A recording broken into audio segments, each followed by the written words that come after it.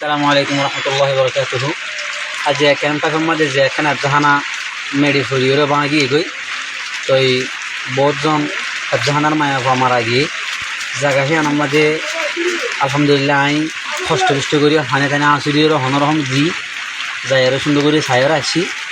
তো বহুজনের 20 জন মধ্যে 15 জন মধ্যে এন্ডিলা হর কিন্তু কাই যাইরে যে জাগান ভাঙ্গিয়ে জাহানাগান বাগিয়ে গই জায়গা হিয়ানোর ফাঁসে একদম একান গরম মাঝে গি সে গরমকে মায়া ভোয়া আর জাহানা হিয়ানোর মাঝে হইতো মায়া ভয় বা 12 বছর 13 বছর একটা মায়া ভোয়া এবার তো হুসার বুঝি দিয়ে আর জাহানার মাঝে যার পর হজন আসছিল যার পরে বিয়ে হর দিয়ে এক জাহানার মাঝে পয়েন্ট একদিন আসলে 150 জন 150 মতো পয়েন্ট আসছিল হাফেজ আসলে 7 জন ইয়ানি হাফেজ আসলে 7 জন ছাত্রী আসলে 150 জন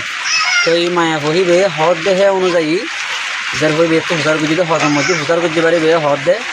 7 জন অলরেডি মারা গিয়ে আল্লাহ তালার জন্য নসিব করুক আর 7 জন আহত হইয়ে দুঃখ পাইয়ে বেশি তারা এখন হাসপাতালের মধ্যে আসেন হর হন হাফেজা তারা উস্তাদ দিন আসলে উস্তাদ অব্বাদ মরে